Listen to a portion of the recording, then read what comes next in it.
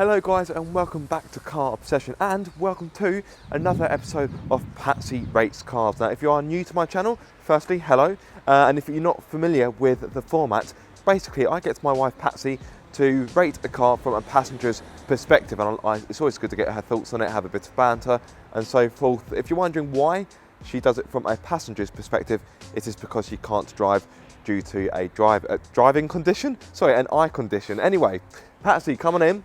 If you come to my right hand side, please. Say hello to everyone.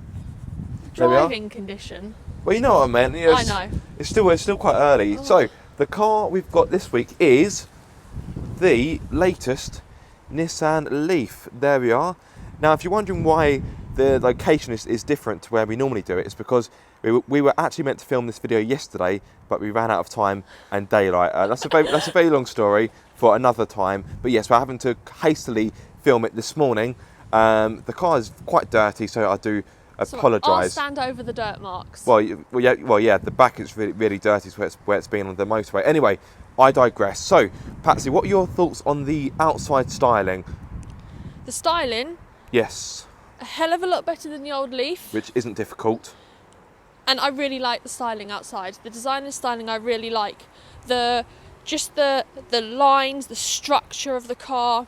It has definitely been modernised a lot from the old Leaf, and it's kind of been rejuvenated and brought into the current century. Yeah, it looks so much better than its predecessor, and it actually looks like a conventional car. It does. I mean, just look at the bonnet. I love a bonnet that's got the noticeable kind of swooping, curving lines. Yeah, and the creases. I also quite like the crease in here as well. It kind of just gives it more of a 3D effect, and I really like that. Yeah, and it's the sort of car where you could look at it, and if there was a petrol or a diesel engine underneath the bonnet, you wouldn't think twice. There's not really that many hints that it's electric. Obviously when you get to the side, it does. There is. Obviously, you've got the flap for the charging ports. But that just looks like part of the bonnet. And you've also got the zero emission badge down here. But apart from that, I think you could quite easily look at this car and think, well, it's just your standard hatchback. But anyway, continue about the styling, please, my love. I'm not keen on the design of the alloys, but is that really important in a car like this? No, but I'm going to say it anyway. Well, I don't mind them, to be fair. Nah, I don't like them. The side kind of panels here, they're just side panels. Yeah. No, doesn't really do much for me. But when we start to get to the back, when we start to get to kind of the rear kind of quarter nut here, it kind of comes into its own. I love the way that there's like a kind of a swooping line here, and it comes to a curve here. Yeah. What I really love, I think I'm starting to get a rear light fetish. Okay. Because I love these designs. Do you know what it reminds me of? If you stand where I am, come around here. Boomerang.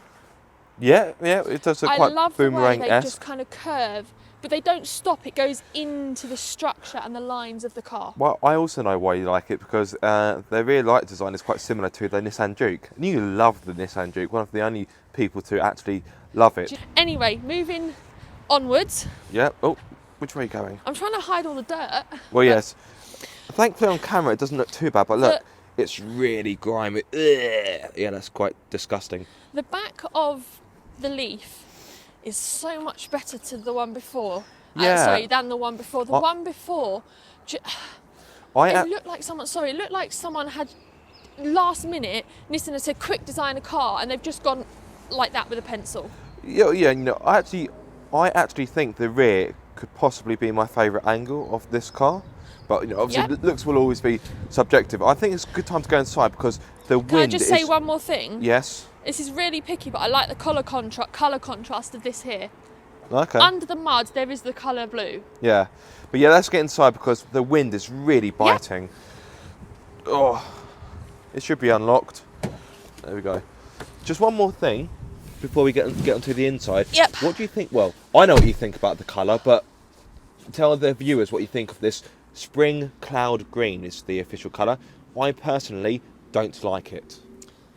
First of all, the name is ridiculous. Yeah, it is a little bit of a silly name. Secondly, when I first saw it, so when I looked at your Instagram once it had been delivered to work, I wasn't 100% on it. I think it's one of those colours where you have to see it in the real paint, life. so we say, not Yeah. the flesh, in See the it paint. in the metal. Now, I wasn't 100%, but I have actually grown to quite like this colour. But what I will say is it is quite a feminine colour. Do you think? I think it's quite a feminine colour. Now, this in more of like a red, not a red, sorry, a blue, I think would be more manly, but this is quite a feminine colour. I wouldn't say the car is feminine, but the colour is. You can get a colourway where it's white with a black roof and it looks really nice. Anyway, time is getting on, so let's talk about the interior, if I may. When you step in, I was pleasantly surprised. I mean, the only other electric car I have been in is a Tesla Model S, the top of the range, the, what is it, P150D? No, P100D. But obviously I can't compare it to that because price difference, etc. But yes, of course, let me step inside. The inside of the car itself, when I first stepped in, it took me pleasantly by surprise. It's quite nice. I quite like, yes, first of all, let me get it out of the way, there are plastics in here. Yeah, there are a few hard plastics. But it's the way it's been laid out and kind of contrasted with other things that make it, like, I think a really nice place to be. Yeah. So, I'll show you what I mean. Hard, scratchy plastic. It is plastic, but it gives you a different kind of effect. And then it's a softer touch, isn't it? It kind of goes hard, softer than here. I really like that this is leather, so it's mixed up with a nice kind of shiny plastic. Yes, okay, it's fingerprint heaven. But I really like how this is contrasted. And again, I'm being picky, but you see how this scoop is here? So nice for the arm. Yeah. Coming up to kind of this area, I really love this middle panel of leather here and the blue stitching. The blue stitching is a really nice feature, in my It's so opinion. nice. It breaks up the dark colours. Yeah. It's needed. I think without it, it wouldn't be as nice. You've also got the blue stitching on the steering wheel, like so. And also...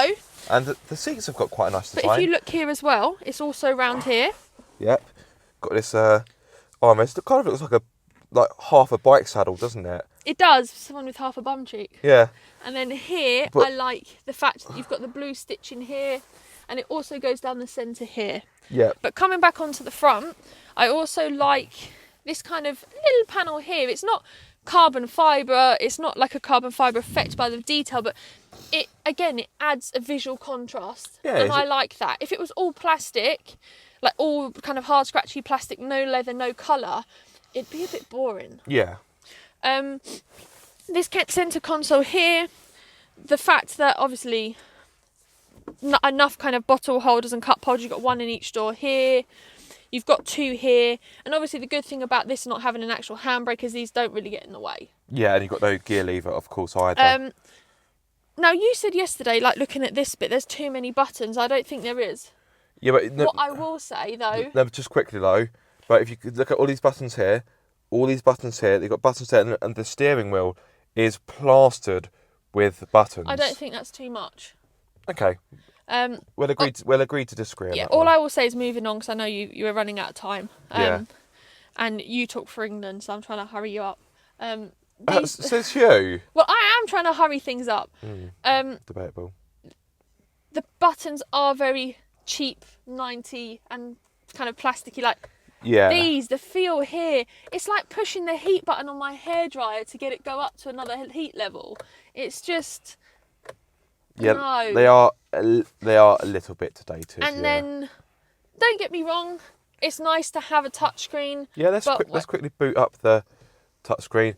It's alright, it's not fantastic, but... No, this is coming from someone that works in telecommunications, that works with tablets and everything every day. I'm sorry, but that is... It's... If I had to sell a tablet with that display to someone, I'd rather not bother. Really?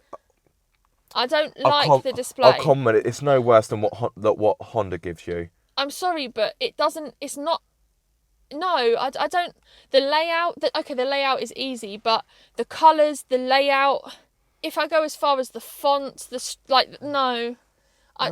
No. It doesn't do anything for me. Well, what I will say is it is responsive to the touch, and I've got really cold hands, and what I find with really cheaper tablets or phones and touchscreens in general, no matter the manufacturer, when you've got cold hands, they have a fit, they don't pick it up. One thing I quite like, you've got the Nissan intelligent around view monitor, which isn't activated. The car's not on, but I really love this feature. In fact, it's probably my favourite feature on the car. So Yes. you've got your rear view camera like you do Which is normally. Actually, dirty. no, that's the Yeah. front facing camera I've got activated, and you've got this around view camera, and you can change it. You can change the views as well. Mm-hmm. So you can have, like, if you want to make sure you're not going to curb the wheels, which is Yep. quite nice. I should have used that yesterday, actually.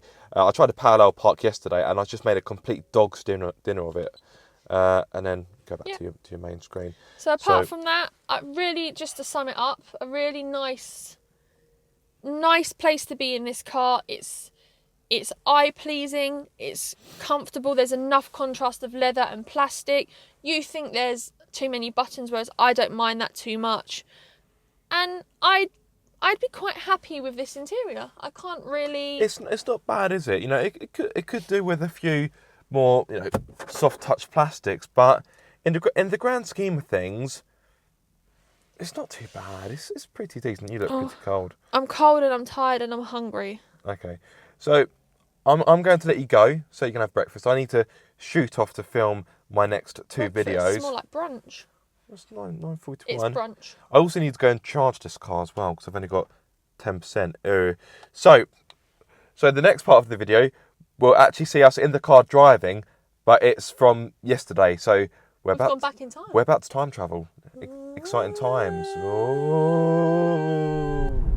As a passenger in this car, it feels like the motion of the car is so effortless, and it feels like you're gliding really smoothly just over the road. It doesn't matter what the road surface is, the car just seems to glide over it. Like when I first got in the car the other day, okay, it was just a quick bum down to Tesco. The first thing I was like is, whoa, I had to get used to the sensation, because it felt like in a manual car you had left it in gear and left the handbrake off and you had started to roll. Yeah. But I haven't got any complaints as a passenger. I'm comfortable. It's a nice motion. Obviously, I'm not driving it, but as a passenger, I feel that this would be a really lovely, easy, smooth, relaxing car to drive. Yeah, and it is. I think you've really hit the nail on the head there. Smooth is definitely a word I would use for this car, and yeah, it's very easy to drive. You know, I know you've spoken about comfort already, but what do you think about the ride? I personally think it's good, but at slower speeds it can be a little bit bumpy and a little bit jiggly.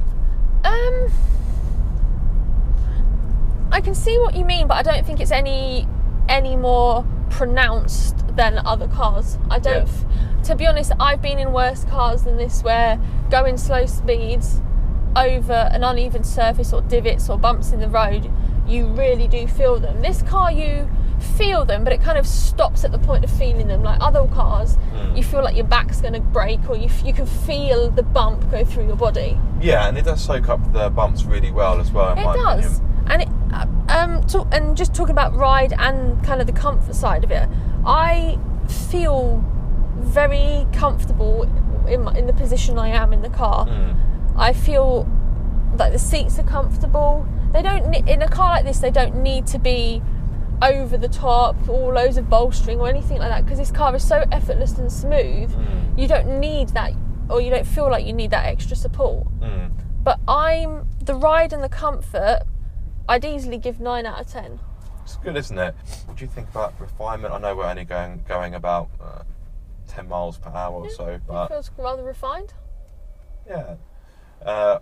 Obviously, because you haven't got the noise of an internal combustion engine, it can expose road noise and wind noise a little bit more.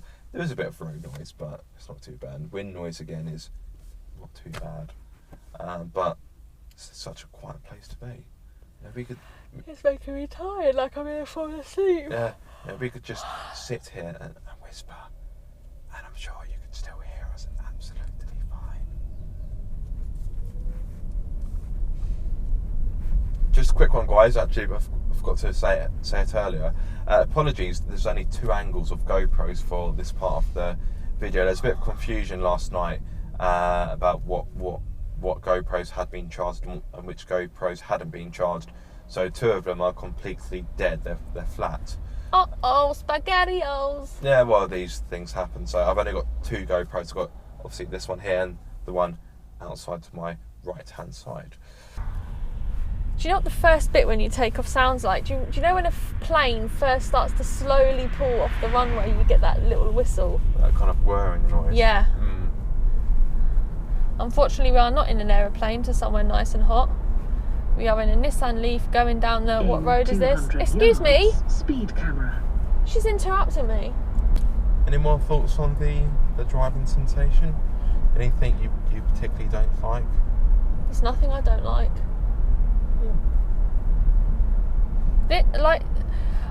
I'm normally quite fussy with things like driving sensation, comfort, etc. But I'm very happy in this car. There's nothing that I feel I would change. I'm happy in my. I'm comfortable. I'm happy.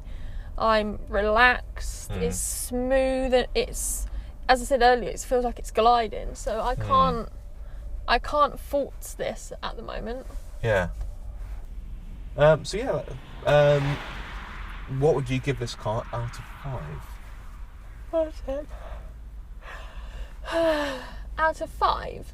Out of 5. 4.5. Ooh, 4.5. Okay, so what is making you knock half a star off? I think the main thing would be the price, simply because, correct me if I'm wrong, this isn't the top spec. No, this is the mid-range end connector model. And being roughly around 30,000 compared, I think it's competitively priced, especially when you consider how much you get as standard. I mean, the only things really that would mark this down at this car would be the price. If it was under the £30,000 mark, that would be more appealing. Well, it is. It's around £30,000. Okay. It's this one's got a few options on it, so I think it's 29,000 and something. So it is, well, from memory, it is below 30 grand. The only other real thing I would mark it down for is, like, I think preferably I prefer it to have a bit more range to it. Yeah. So Patsy's a fan of electric cars. Who I didn't knew? say that. I'm a fan of this car. Which is electric. But I may not like other electric cars. Okay, I'm a fan of electric cars. There we go. You heard it here first. Thank you so much for watching this video. I hope you have enjoyed it. If so, give it a massive thumbs up. If you are subscribed, don't forget to click that bell icon. Ding, ding, ding, ding, ding, ding. So you get notified every time I make a video, or indeed every time Patsy and I make a video. And if you aren't subscribed, guys, what are you waiting for? Be sure to subscribe for more car obsession. Oh no, you're driving. Don't high five me, not now.